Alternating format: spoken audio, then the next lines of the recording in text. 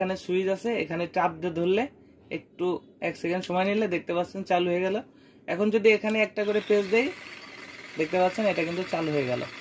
এখানে mode change করা যায়, আপনি যদি স্লো মোডে চালাইতে চান এখানে আরেকটা চাপ দিলে একটু স্লো, এখন কিন্তু আরও স্পিড বাড়ছে। এখানে যদি আবার আরেকটা চাপ দেয় আরও স্পিড বাড়ছে। এইভাবে কিন্তু আপনি আপনার যে মোডটা এই মোডটা চেঞ্জ করতে পারবেন।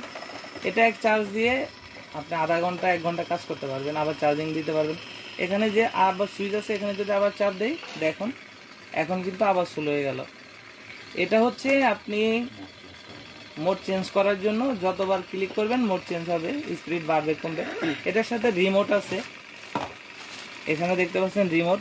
এখানে এই রিমোটের মাধ্যমেও আপনি কাজের সময় মোড চেঞ্জ করতে পারবেন।